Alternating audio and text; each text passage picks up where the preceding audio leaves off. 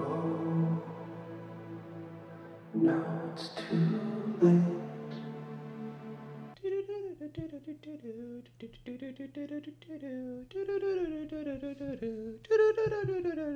Hey! What's going on YouTube? Juniio here, back again with another reaction video, back again with another viewer request. Subscribe to RuneGate Studio because I asked nicely. Link will be in the description below. Today's request comes from, I think, a relatively new viewer and I think probably subscriber called Marin, who left a plethora of just really high quality comments. Let's look at this list of suggestions of both popular and obscure bands I could get into.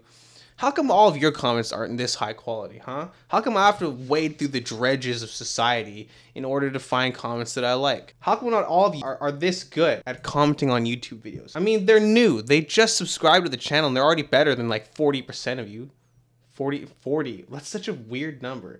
I mean, obviously this whole rant is sarcastic. Thank you, Marin. And I'm sure over the course of this reaction channel, I'll be delving into many of them. But the one I decided to choose for today was one of the kind of like in your first, my scroll wheel's broken, is one of the kind of like popular-ish songs you put in the first section of this comment here. I thought, hey, to start things off, let's do something that maybe a bunch of people like and a bunch of people will see so that everybody can appreciate the time and effort that went into making your comment. And that is the band Architects and their song Doomsday, apparently a math/metalcore band. He mentioned that the band has a sad history that I should take a look into, and I did. And you know what? You're right. It is sad. One of the founding members died just before this song was actually released, in the process of being written by this band member, and was, consequently finished by the rest of the band. And that the song is about conflicted feelings regarding the loss and is a marker of Architects poised in the face of extreme sadness. Of course, everybody, follow in Marin's example, leave your suggestions in the comments down below, and the next video could be yours.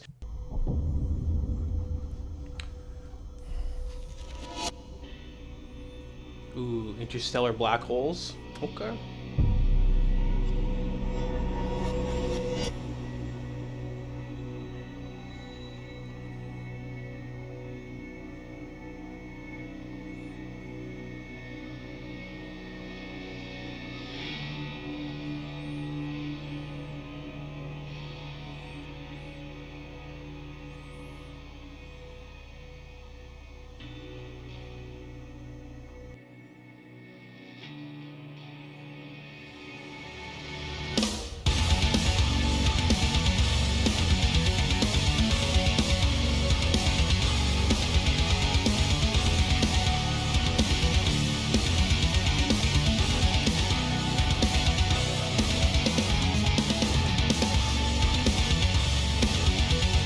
Okay.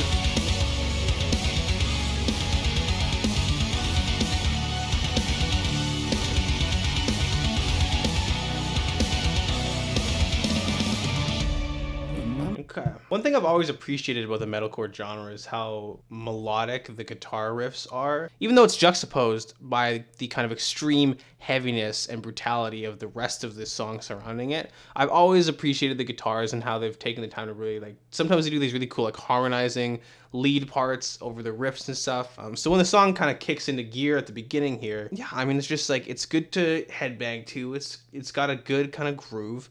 And the guitars really stand out. But it looks like we're entering that kind of, metalcore, clean, quiet realm just ahead here. So I guess we'll just have to see how it goes. Remember when hell was frozen over? The cold still burns underneath my skin. The water's rising all around me, and there is nothing left I can give.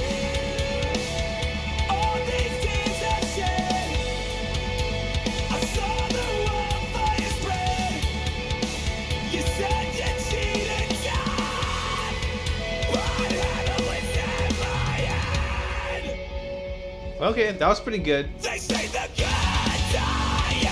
Oh.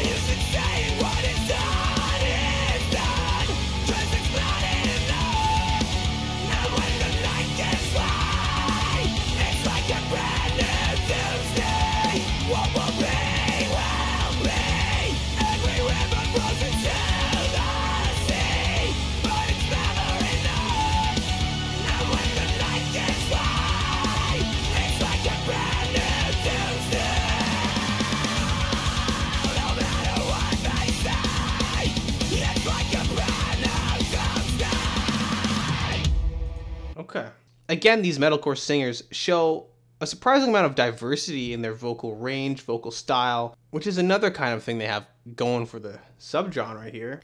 Because the first half of the first verse, that kind of very soft delivery, and I guess maybe just his vocal quality, reminded me of the singer of the Eden Project, which is like this kind of electronic chill band. Definitely not metalcore. But then he goes into that interesting vocal style that you hear in that you don't really hear that often in a lot of metal, but I guess I've been hearing it a bit more recently.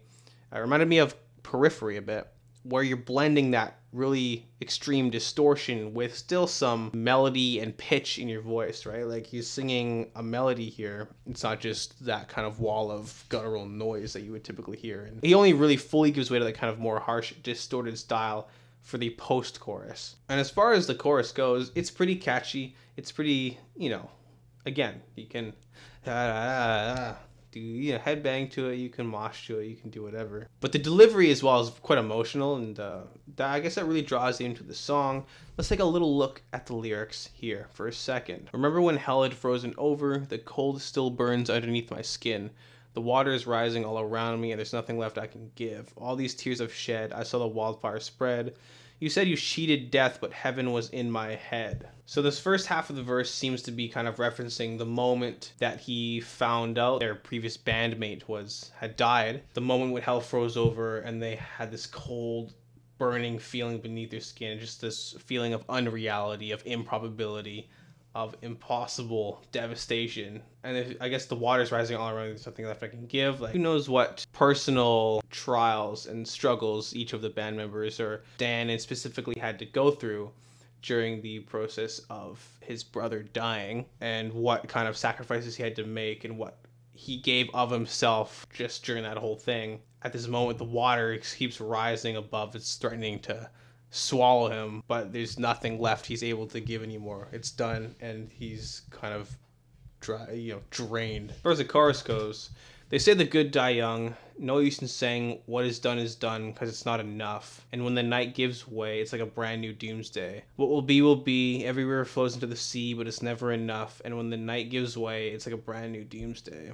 How I kind of take it, it's like it's lashing out against all these typical things that people might say when you're dealing with a loss like this. You're saying like, oh, it's all part of the plan, or if what is done, it's happened already. You know, it is what it is. Every river flows into the sea, like time will take its course, and it was just, you have to accept things and move on. This is obviously just like, no, like that's not how it works. You can't just tell somebody to feel better or to get over something and expect them to just do it. What you're saying is obviously true. It's already happened. You can't take it back. But is that necessarily the most comforting thing to say to somebody? Not really. And is it what they really need to hear at the moment?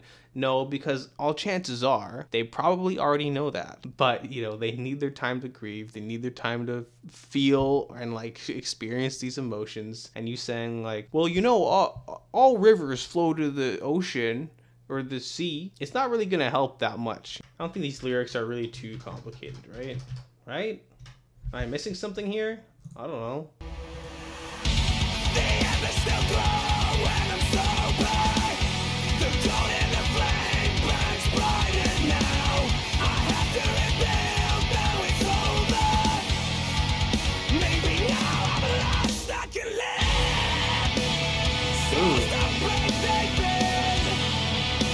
But I sometimes forget I have to do this for you. And the only way out is through. Yeah. Ooh. Hey, listen to those guitars for a second. Ooh.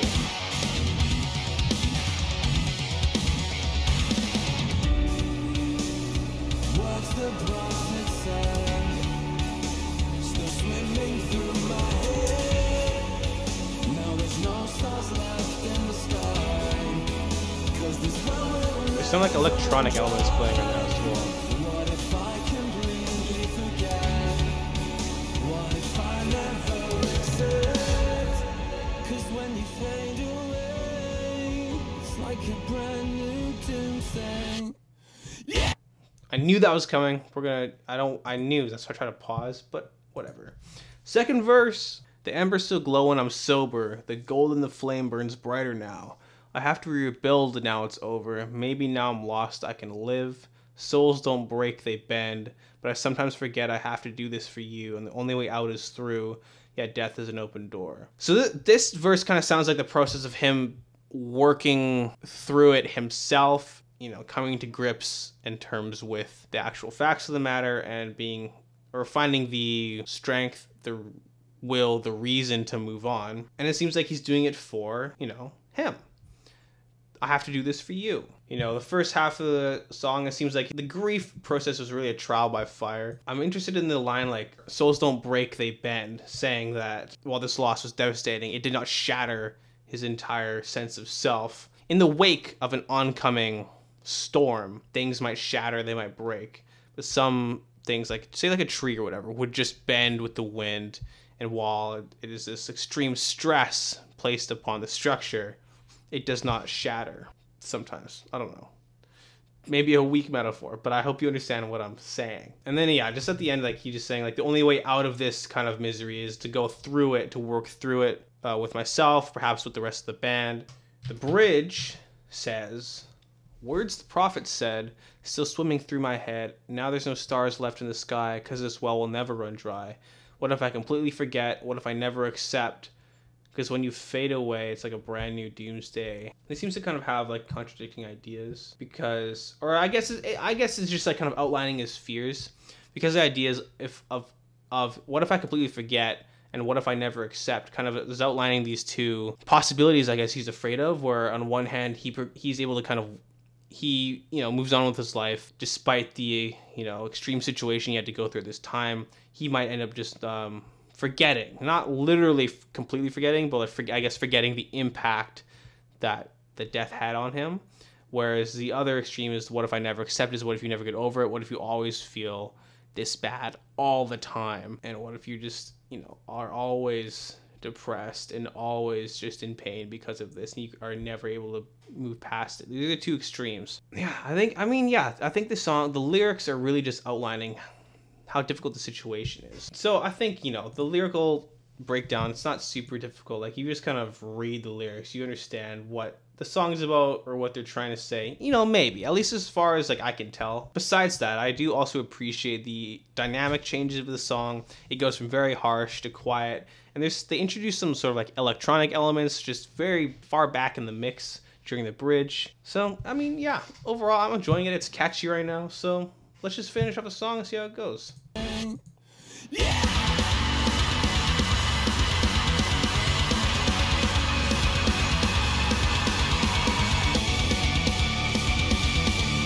Oh, this is like that movie Tree of Life, I think. Have you ever seen that movie? Darren Aronofsky?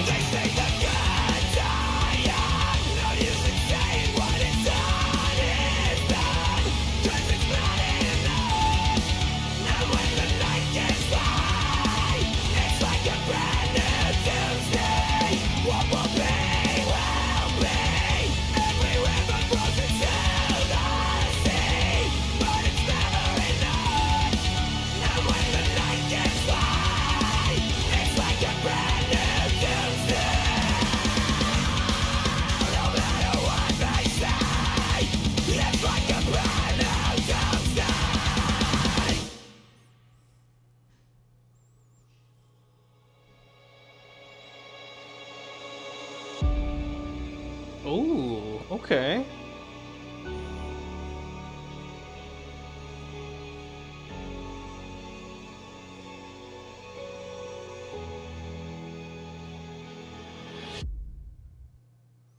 Alright, so that was Doomsday by Architects. A pretty catchy song. The lyrical matter, of course, is pretty heavy, pretty tragic, pretty sad, but it's about, kind of dealing with this loss and trying to find a way to move forward. And I think maybe the lyrics are only really as hard hitting because I know the history behind the song, which, makes sense. I feel like that's the band's prerogative to write this song because of their experiences. But I think that if I had not known what the song was about or the history of the band, then these lyrics might seem like a little blasé, a little cliche, and their strength really lies in the listener having known the history beforehand, because otherwise I don't think they're really anything that special. Yeah, I mean, yeah, I'll stick with that. Why not? As far as the instrumentation goes, again, I do like the metalcore style of guitar work that is so signature to the genre. I find it quite intriguing, very interesting to listen to. I liked how they switched the dynamics, as I said before. A lot of very interesting changes in the song to kind of keep it interesting. The structure wasn't anything too crazy, but you know, they changed the sound of verse 1 from verse 2, and then they had, yeah, I mean, and the bridge was completely different. So again, it was interesting enough to be, it was diverse enough to still be quite intriguing and interesting and keep me on my toes. Yeah, I mean, yeah, it was pretty good. Yeah, I guess in the end, that's how I feel. Everything was pretty good. It was pretty good. The music video was pretty good. The instrumentation, the vocals were pretty good. The lyrics were okay, but because of the history, they're elevated to pretty good as well. Overall, this is, yeah, a pretty good rating from me. So, I can't think of anything else to say. I don't want to just say things for the sake of, like, filler, so we're just going to end the video there. If you like the video, make sure to like it. If you like my channel, make sure to subscribe. Of course, everybody have a great day. I'll see you tomorrow, probably. And yeah.